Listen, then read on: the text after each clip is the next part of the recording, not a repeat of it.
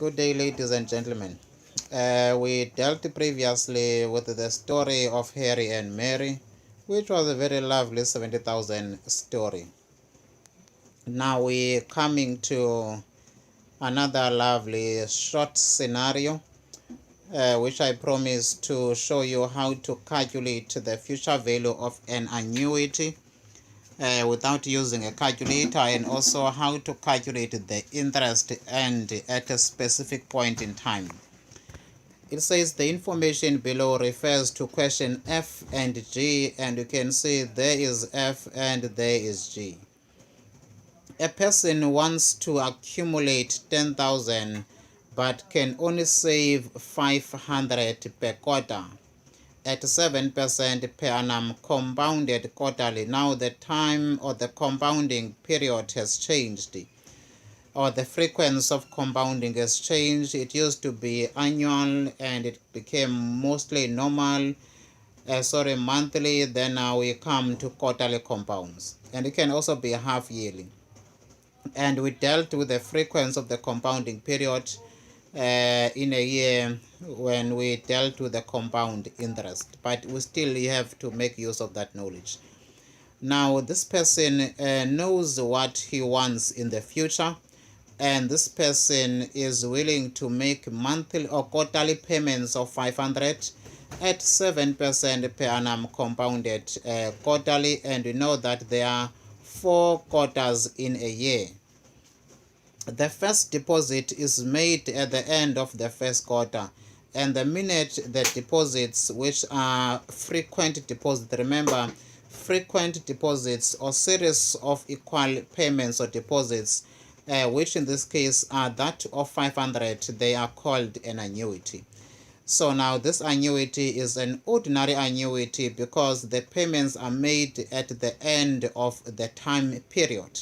So that means we don't use the BGN to calculate any of our calculations. But in the recordings that are coming, I will be showing you how to use BGN in another question. Then we are required under number F to calculate the least number of deposits that must be made to attain the target. That means we are calculating N, meaning how many deposits that are made every third month or every quarter must be made. So we are looking for N. Future value is there, PMT is there, interest compounded quarterly is there. We need to know how many deposits must be made in order for this person to get to the 10,000 that he needs to raise. Then we have to say we have plus minus PMT of 500. Then we have future value, which is PMT. We have future value that we need. Future value, it is the future value of 10,000 rands. We know this person needs 10,000. This person will be earning interest at 7 compounded quarterly. We divide by 4 because there are 4 quarters in a year. Remember, our interest is always divided by the number of compound in a period of a year. Then we are computing or calculating our N. So now let us calculate our N. Then we don't forget to say second function alpha 00 to clear the calculator. And I've never said this before, but your calculator must always be on float. I prefer float A so that they are all decimals, and you do that by saying setup 02.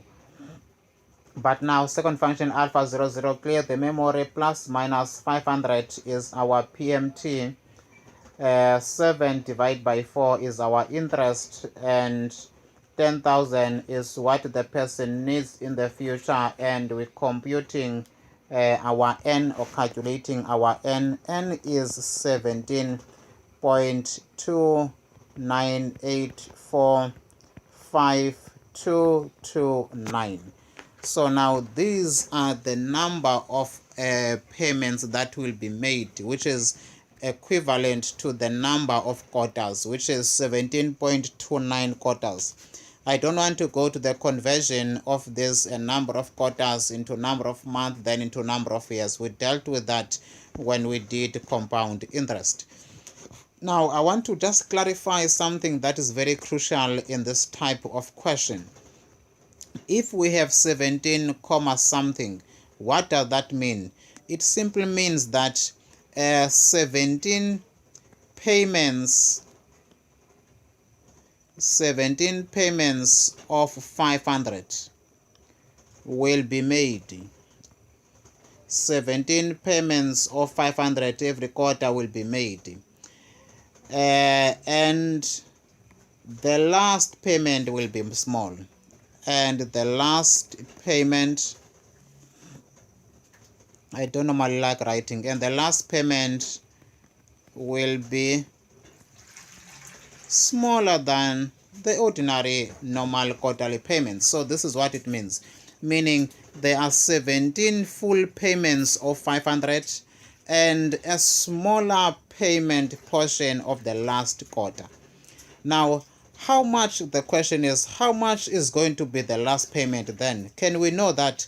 That is what the second question requires us to calculate.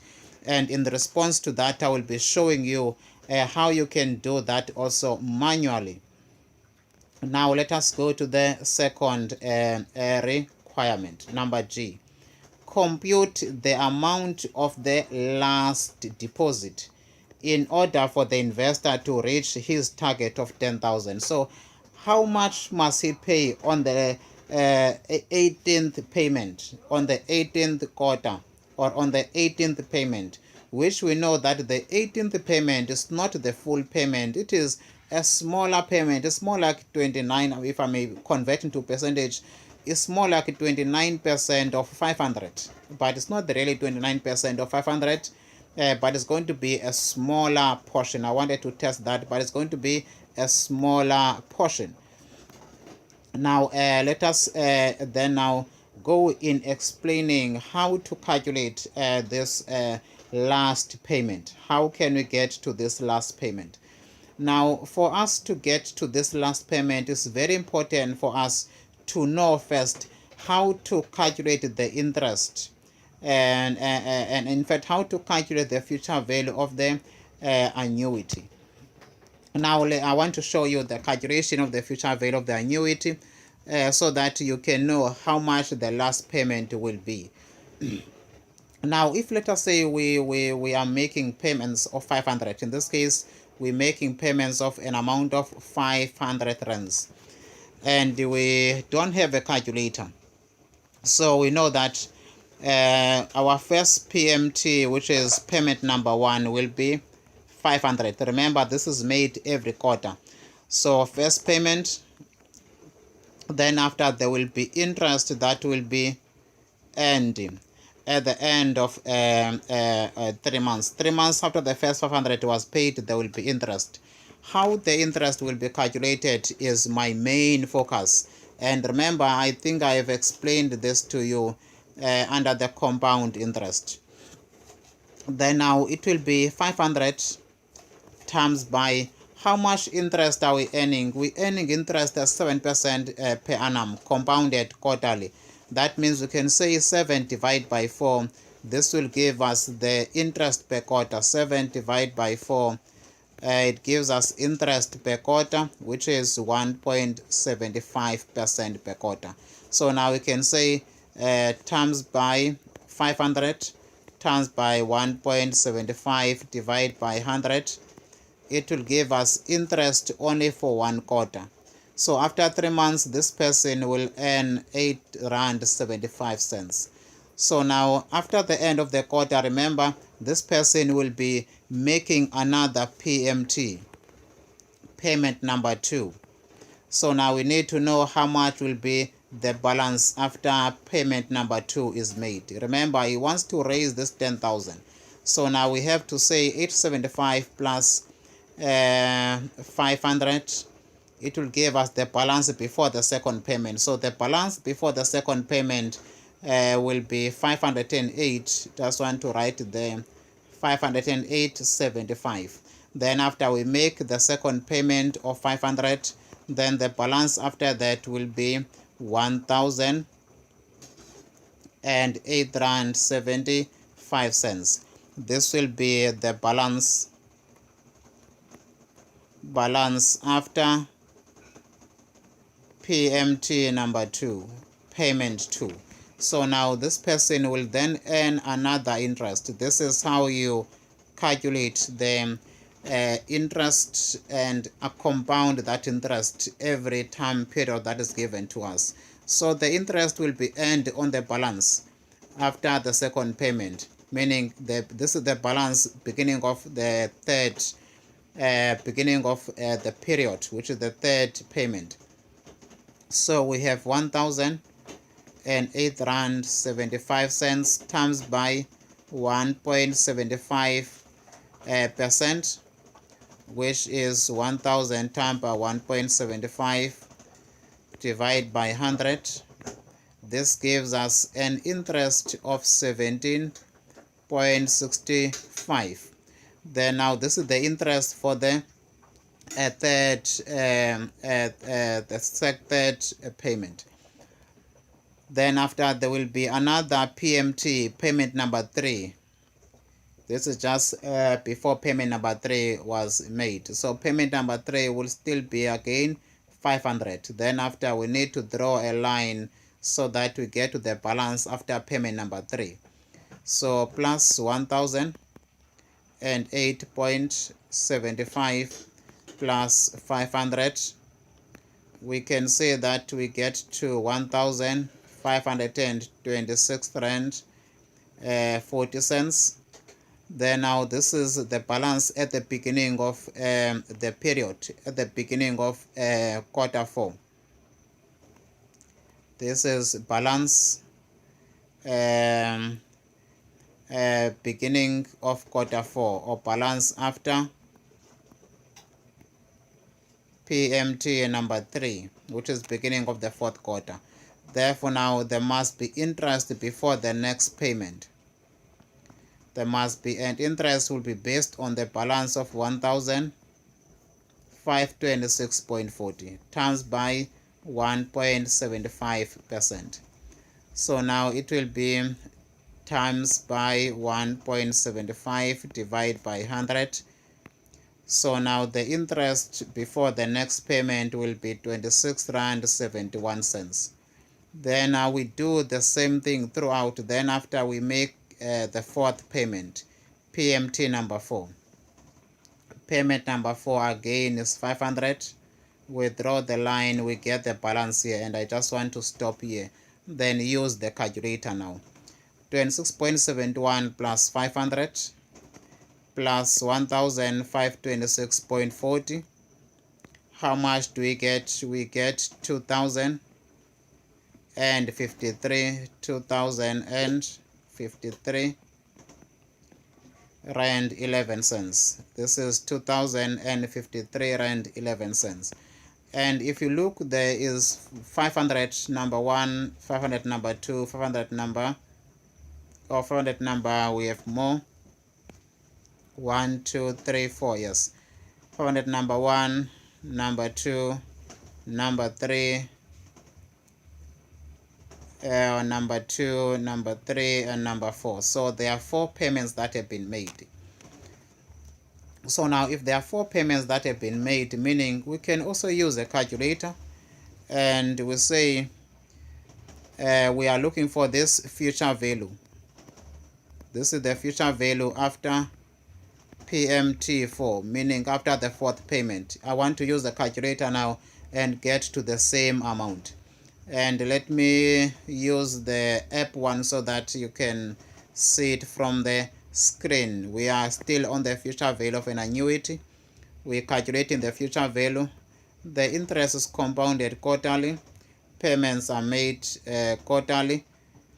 And the payment is 500. Number of payments, 4 payments. The interest rate is 7%. Then payments are made at the end of the quarter.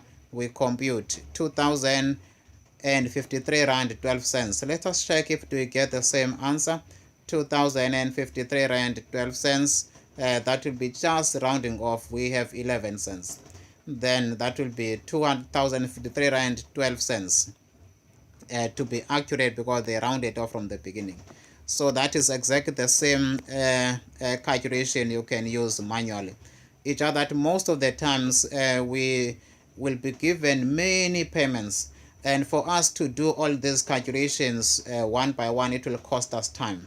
And I also want to highlight another thing with regards to the calculation of the interest. Remember, I've converted the interest to be per quarter. If I did not convert it to be per quarter, as we said here, term by 1.75%, I could have said 500 term by 7%, term by 1/4. So now if you did not convert it, you have to multiply by 1 quarter out of 4 quarters in a year. Please forget not, that is very important. Times 1 divided by 4. If you multiply by 7%, which is for the full year, then you say now it's for the full year, we need it only for 1 quarter. But this 1.75 is already per quarter, which was 7 divided by 4, meaning interest only for 1 quarter. So now either way you do it, it does not matter.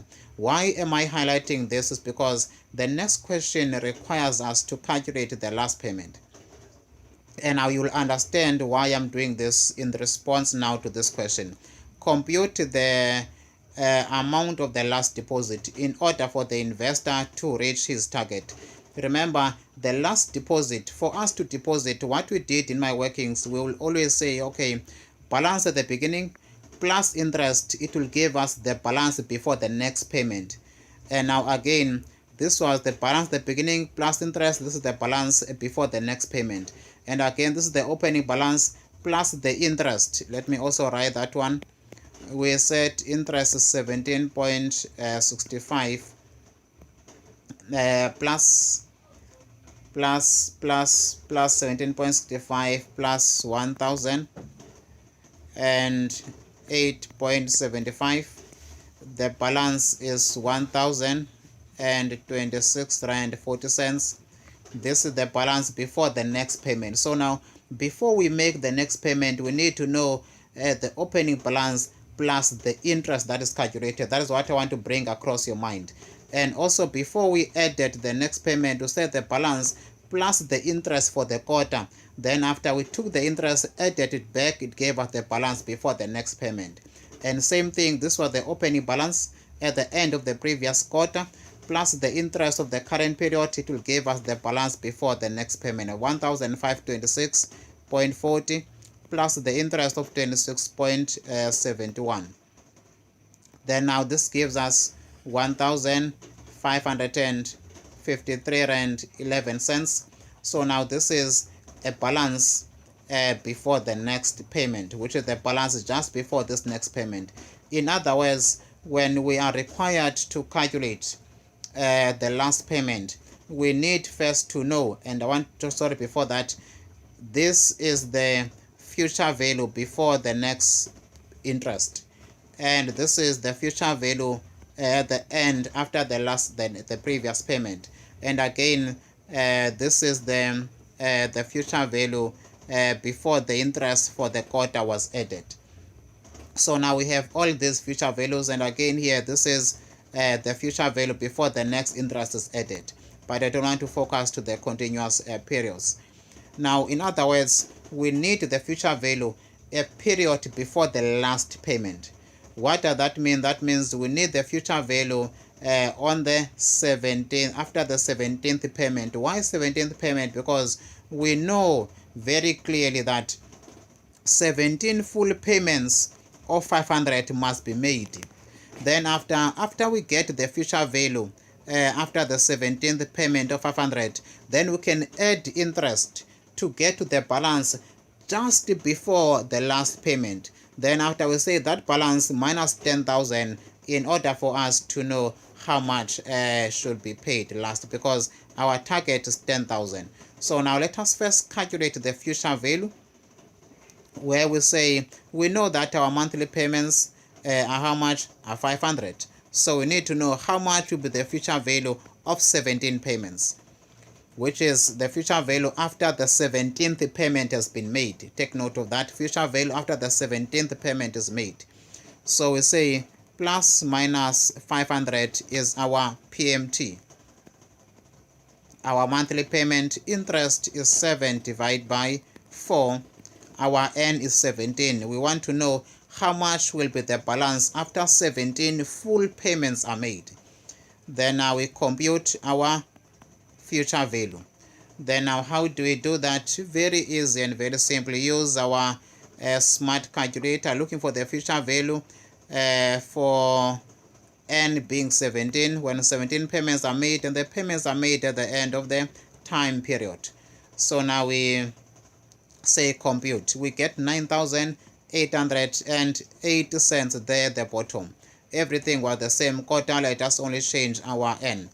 So now we get 9,880 cents.